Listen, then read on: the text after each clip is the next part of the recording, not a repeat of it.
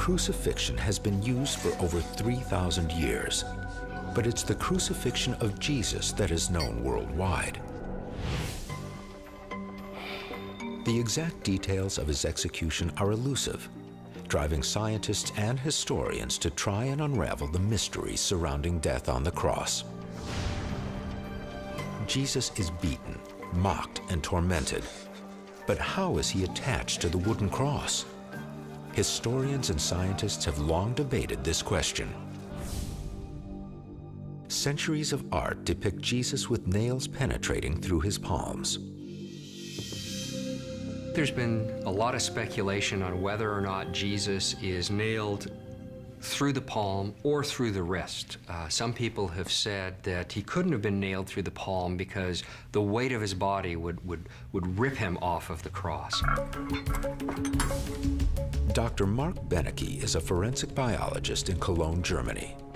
By profession, he decodes unsolved mysteries. He's determined to find out how Jesus is attached to the cross. Dr. Benecke is following in the footsteps of the French doctor Pierre Barbet. These rare photos show Barbet's 1930s experiments in which he crucifies human corpses.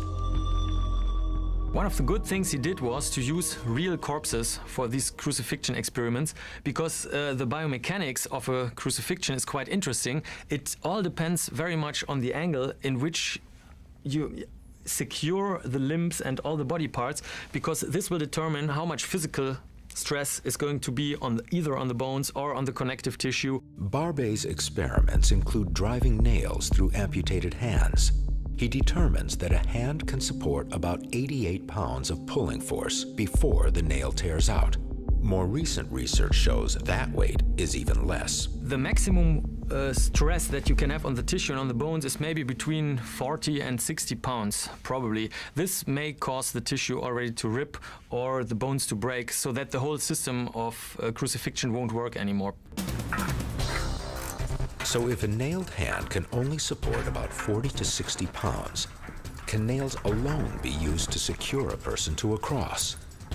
Dr. Benecke has devised a system to measure exactly how body weight is distributed to the hands during crucifixion. He creates a steel structure rigged with chains to mimic the arms. A small frame is loaded with weights to represent the body. Two scales measure the pull of the body on each hand. A red zone on each scale represents the weight range in which the nail will tear through the hand. He begins adding the 22-pound weights. There we go, now we're in the red zone already. At just 44 pounds, the needle is already in the danger zone, the point at which nails will rip through the flesh. Now that's a lot of weight now on. This is 50 kilograms now, so beyond 100 pounds. We are getting closer to the weight of a real person. You might expect the weight to be evenly split between the two scales, with each supporting only half the load. But when the pull is exerted at an angle, that's clearly not the case. Surprisingly, 50 kilograms of weight puts a 50-kilogram load on each scale.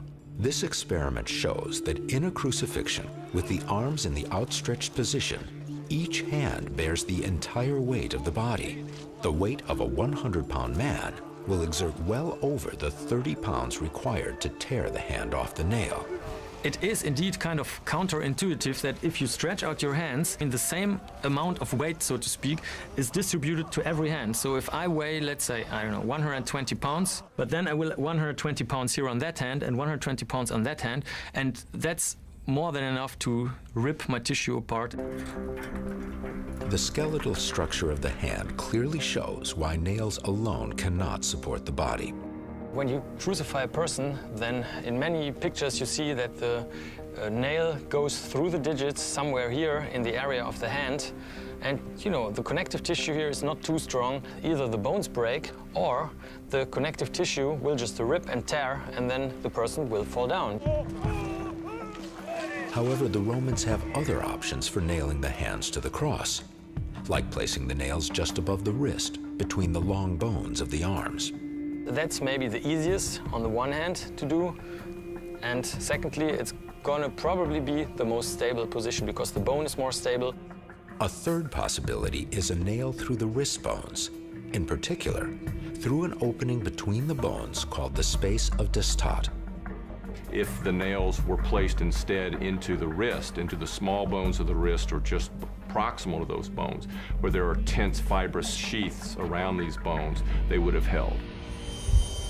The pain will be excruciating. The large median nerve, which provides sensation to the forearm and hand, passes right through this area of the wrist.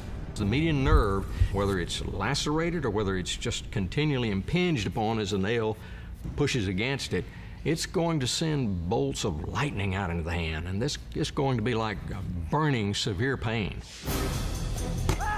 Is nailing through the wrist consistent with the biblical evidence of Jesus' crucifixion? The Gospels imply that Jesus is nailed through the hand, but in ancient Greek, the language in which the Bible is originally written, the word for hand describes both the palm and the wrist. This bony area is where most experts believe the Romans drove the iron nail into Jesus' hand. Many experts also believe that the Romans would not rely on nails alone to secure their victims to the wooden patibulum. I'm quite certain that the Romans made sure Jesus and other victims would stay up there, and they would have tied their arms to the patibulum. That is to say, the weight of the body is supported by ropes and not by the nails. So ropes and nails are probably used to attach Jesus to the patibulum. The Romans lift the beam and attach it to the top of the stipe. All of Jesus' body weight hangs from his wrists as the soldiers prepare to nail his feet. The ultimate outcome in terms of how long the person would survive probably was dependent in some significant way on how the feet were attached. Most likely, his feet are nailed in the stacked position that's commonly depicted. This position encourages a quicker death. So if you place the soles of the feet flat against the upright, the individual cannot lock their knees. They have to support their weight with the thigh muscles or hang completely from the nails. The position makes it far more challenging for the victim to breathe, and it is excruciatingly painful.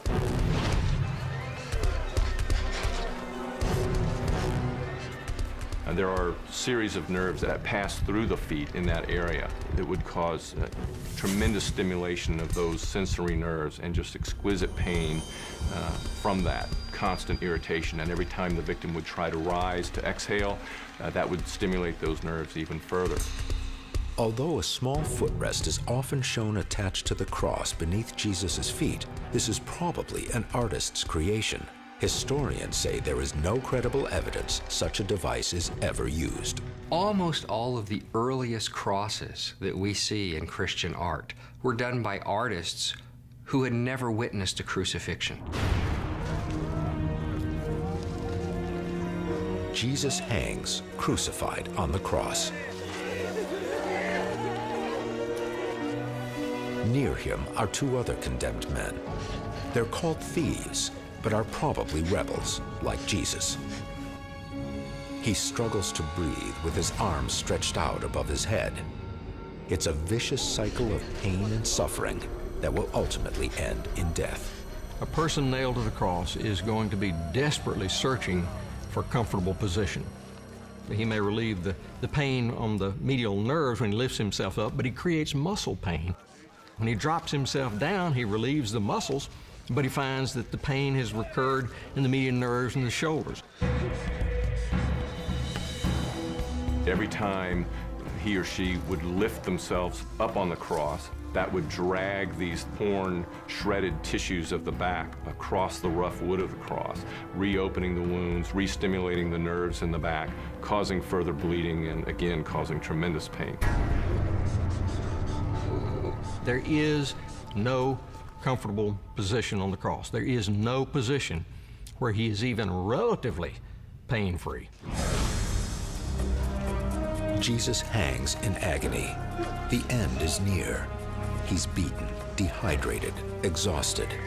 He's suffering from external trauma and internal injuries, all life-threatening conditions.